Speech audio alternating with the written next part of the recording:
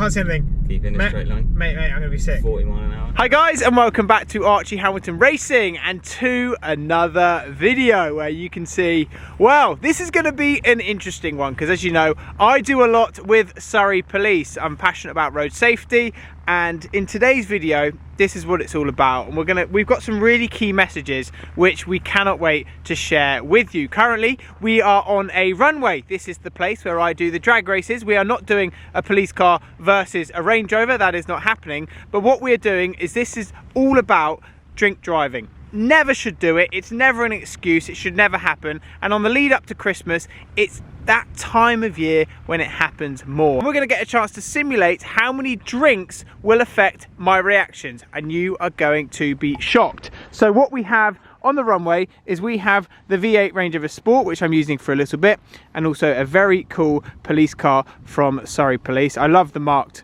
cars which they have. I even love the unmarked cars which they have, but very cool to see them together. We also have Dan. Hello mate. Good, how are you? Yeah, I'm well. This is slightly different. Very different. Yeah. And brought the weather with us today, which is always fun. But this might simulate what we're just about to do even better, right? Absolutely, yeah. So the thing with the snow and as it starts to drop in temperature, obviously you get a lot of black ice. It gets very, very slidey out there. It's really important in terms of, one, for road safety message, we talk about drive to the conditions for a start. People need to adapt their driving style, but also, as you've already said, we're going to be talking a little bit about drink driving, drug driving today in relation to our campaign that's currently running. Surrey and Sussex are part of a national campaign this year, which is Operation Limit, which is running up until the 1st of January this year, focusing specifically on targeting drink and drug drivers. Basically, is we have goggles, right? Yeah. And we put the goggles on me, yeah, and that simulates, well, one was 3 pints, where people think, oh, I'll have 3 pints and drive. No, yeah. You will realise that that is never okay. Yeah. And the other one is like 6. Yeah, so we've got 2 sets of goggles that we've got for you, one of which is during the daytime goggles, and then there's a separate set of goggles which simulate what it's like to drive in the dark, or in restricted like vision, if you like, with certain different levels of alcohol in your system. So as you say, some people think that I can have 3 pints and I'll be absolutely fine, whilst some people might be able to drive better than others on 3 pints and maybe would be under the limit. It's very, very unlikely. It's all to do with body type and all that type of stuff. Our message really is quite simple, is just don't drink and drive. If you're going out for a Christmas party this year, have fun and socialise, but please do it responsibly. And hopefully this video will highlight some of that to you in terms of when you get the goggles on and start driving, you'll see just how difficult it is to actually drive. And I think that's literally what I want to do. I really want to, I'm massively, well, first of all, if I ever go for a drink, I don't drink loads, but I would always get a taxi. I think people should get in the routine of, if you're going to have one, don't drink at all if you're going to get in your car. Absolutely. Don't even have one, because, you know, if you go out and have an accident, it's still going to be held against you, I believe, if you have an accident. One drink will affect your driving. Doesn't matter how good a driver you are, one drink will affect how you're able to react to certain things, particularly in inclement weather like we've got today. Just having a pint at a pub on a night out is going to give you... I know, and especially in weather like this, that it is very, very slippery, and you only need to brake one little bit too late, and that could, well, you guys have seen the true effects of what happens, which is shocking. You know, that's part of the other side of it as well, is that, you know, we unfortunately do go to these incidents where we have issues with people that are drink driving, and unfortunately do get involved in accidents that kill or seriously injure people, which are completely avoidable accidents. They don't need to happen, and that's part of the reason why we do this campaign. Dan, marked car today? Yeah, marked car's a little bit dirty. Yeah, no, but it is very cool. We're going to be doing this in the Range Rover Sport. We're going to rig the car at cameras, and this car is going to be following me and be able to see how close I get to the cones with the stopping distance. Yeah. Let's go. Okay, the cones are set out for me to go right. Can I do it? This is not going to be easy. Oh boy. Right, I have goggles. Goggles are ready. Okay. So what one are we doing first? So we're going to go for the green goggles first. So on here I've got a selection of different goggles for you, but we're going to go for green first. Yes. So the green essentially is a daytime simulated drive. So it's clear, as you can see, but this basically simulates roughly about 2 to 2.5 pints of strong lager, so on the higher end of the scale. Yeah. So we're not talking your 3.5%, 4%, you're a little bit higher. Yeah.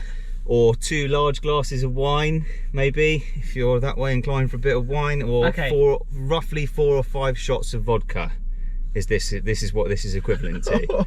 Okay, so that's not an abnormal amount for people to drink on a social night. So if you're going out for a Christmas party, four shots would be 2 doubles. Yeah, roughly 4 or 5 shots of vodka. Okay, 2 doubles, yeah, or people would be, you know, drinking a couple of pints of strong lager on one of their social nights out. Yeah, it's not an abnormal level of alcohol for somebody to consume. So ahead of us on the runway, we've just set you out a little sort of test run, if you like. Yeah. So you've got some cones out there with our lights on. So what we're going to try and get you to do, if you can, is to drive at it and try and get round that bend. And stop. Try and get around the bend and stop, yeah, and just see how you feel, how you go, see how it drives. Mate! Okay. How's it feel? It feels weird. I wish you guys could see what I'm seeing. I literally, everything's just blurred, okay? Alright. I'm not going to go fast, right? No. So... And again, so this is what we're doing now. We're doing, what, 20 miles an hour? So you would straight away see I'm going way too slow. Yeah. Flipping out, mate. This is what, 3 shots. I got to get around here. Yeah. Okay. I mean, I'm nowhere near the cones, am I? Yeah, we're getting quite close on that side. Oh, So you made it.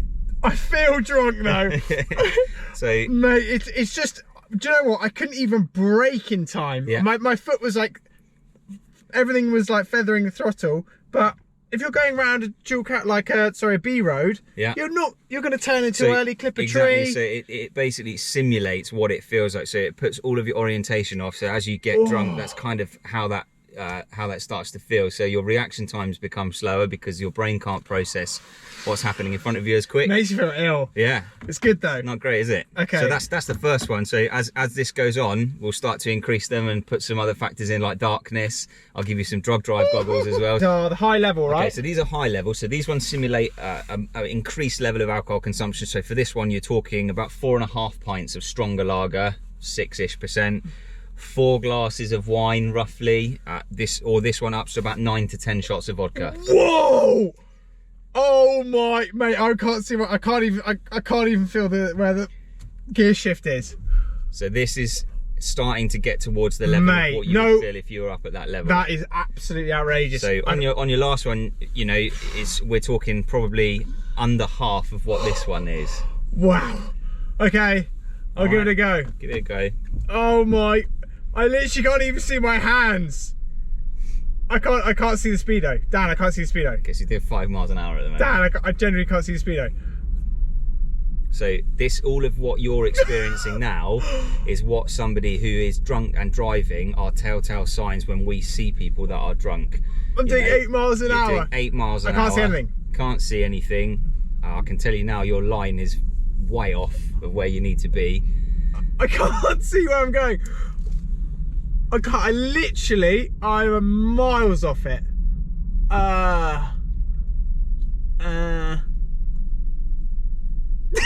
Mate, I'm actually really Keep going to the right. Oh. Yeah, still way off. Your curve is on your left hand side. Oh my goodness. This is absolute. Oh. There you go, you can stop. And that's the end of the curve. That's not funny. That's frightening. Yeah. But the thing is, people do this. You know, people will go to a pub over this Christmas period. People will go and think, oh, I'll have a few. I was doing like 9 miles an hour. Yeah, 9 miles an hour. Yeah, when you started off, you're about 3-4 miles an hour. And it felt like I was doing 30, 40. Can do. That is the level of concentration that is involved in you having to do that is high, and it feels faster than it actually is because your brain is having to process. My brain's processing a lot everything. more things because you're having to compensate for the fact that you can't see where you're going properly. Basically, to sum up what that looked like, it looked like I couldn't see anything. That is frightening. Yeah. Right, so that's high level. So that's high level. So during the day. That's daytime. Yeah. So the next 2 that we're going to get you to try are the low level ones. So you're back down to 3.5 pints of strong lager, but this time in the dark. So that amps up even more because then you can't see as much. Your brain is even more processing because it can't see. And then we'll do it again with the high level ones. So what you've just experienced, but in the dark. So these are the blue ones, which are low level, i.e. low light. And that simulates the dark lens, don't know if you'd be able to see in that. I don't think you'd be able to see. No. Anyway, okay. So it simulates what the environment would be like if you were driving at night time. Yeah. And this is on, again, roughly 3 and 3.5 pints of strong lager, or 3 Yeah, glasses it's dark of wine. in here, Dan. It should be darker, so you should notice a little bit of a difference in the way that you process it. These ones, again, you may feel it easier to drive than the higher level ones, just because the level of intoxication I is still a bit don't less. find it easy. I can't. My speed is all over the place. And bear in mind, again, you've got snow to contend with, you've got ice to contend with as you go around the corner. Like, it's more my reaction times. I can't react. Yeah. So it's more like, you have to remember there's cars coming each way, Yeah. and I'm on an airfield just trying to get around a corner with a cone, So we're doing and I'm this, struggling. We're doing this in a really simulated environment where you've got nothing else to contend with other than a plastic traffic cone. Yeah. You start adding factors in of you've got people that are walking around in a busy town centre at night time for their time out at Christmas. You've got other cars. You've got you know, lots of other factors going on. Someone would step in the road, you would not be able to stop. No. Impossible. No. And Right. that's why this is really important to highlight, is because people don't realise how dangerous it can be to just have those drinks and get in a car and drive, which is why, like you said at the start of the video, get yourself a taxi. I was always very strongly opinionated on the fact to never do it. You do this, I kid you not, it is frightening. Yeah. Okay, so we're gonna next do the high level. We're now going to change it up. We're going to go to the red level goggles now, which are simulating. That's drinking again 5 to 6 pints, or 11 and 12 to 12 shots of vodka, or 4 to 4.5 glasses of wine. But this time, this is even darker, and this is really, really dark. So this is what you'd experience if you had that level of alcohol driving at night time. Whoa! What? Mate, I can't see anything. So even from my can't perspective, even see like, you. obviously I can see that it's dark in there. You can barely see. So you imagine now that you are driving on, like you say, a B road or some form of country road, and you've been to a pub, you've had 4 to 5, 6 pints of beer, and now you're going to get in your car and drive. That's just ridiculous. Okay, mate, I can't see I'm talking like I'm drunk. my brain's gone mad. Okay, the speedo I can't see. Cool. So speed up a little bit, in like 8 mile an hour, 10 mile an hour. Mate, I can't see anything. I cannot see anything. Yeah. So you got a long way before we get to your curve. A long way.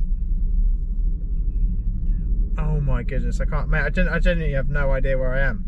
I could be like literally. I don't. Over there, right? That's the start of your curve. I've seen a light. You're fine. You're not going to hit anything. It's fine. Stop. Right. Stop there for a sec. Take your goggles off for a sec.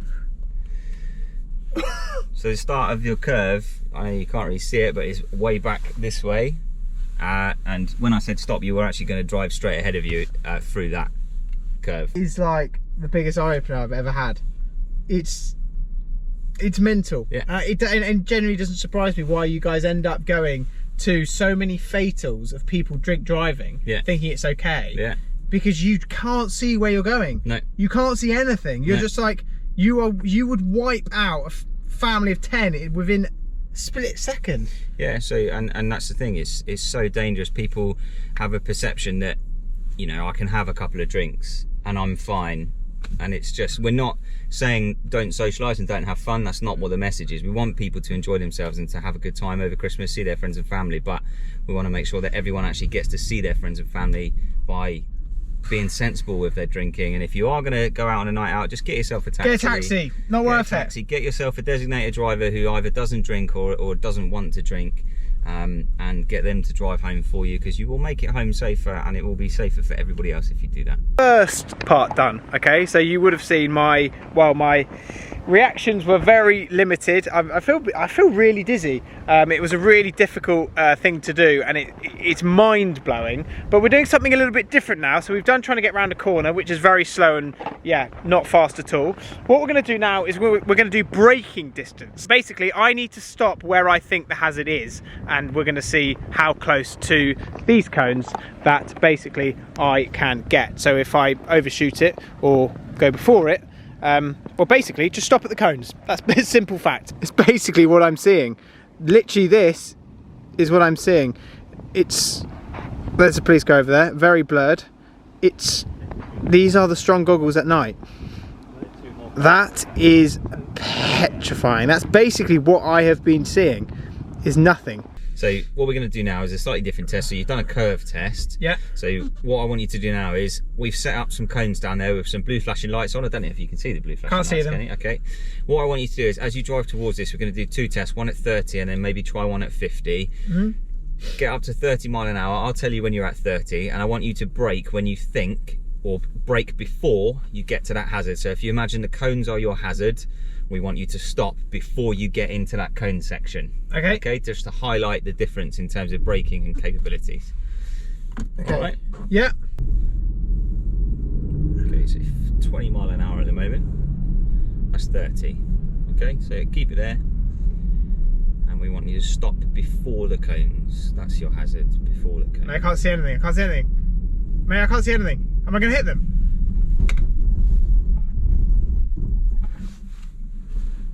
Do you want to jump out? That is... I was meant to stop before here and up here. Miles off it. That's at 30. Now let's do 50. That didn't go to plan. No, so as you saw on that one, huge difference in stopping distance. So aim of the game is to stop before your hazard, and you've stopped well after the hazard. So you've gone all the way through all 5 cones plus a little bit further on. And that was at 30 miles an hour. So this time we're going to do it a little bit quicker if we can. Try and get up to about 50. And you'll see the difference in terms of reactionary speed, hopefully, with 50 miles an hour.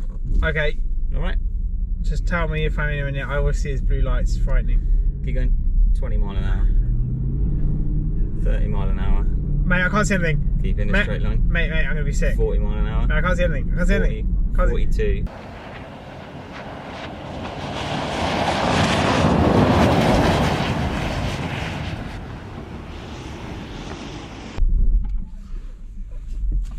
There's a long way. I can see nothing. No. Jump out. Let's oh my. So basically, I was meant to stop just where the police car is. I have ended up down here. This is where my tracks are. I basically couldn't see at all the cones, and that was my stopping point, which would be a wall or a car or anything. I could not see until I got to it. That is petrifying. I couldn't see it, and the quicker I went, the more blurry it was. It's nuts, absolutely nuts. And I hope that through here you can see just a little bit. I just couldn't see anything, miles off it. And the quicker I went, I just couldn't see, and I was more worried if I was going to hit the camera woman, but I couldn't see, and I had a panic. I'm lost for words. Okay, we have jumped out. We have both cars on the runway. As you can see, my stopping distances were appalling, but all in all, it was a real eye-opener for me, just to see the reactions. Nothing staged. It is absolutely, completely real. And, well, how did I get on, Dan?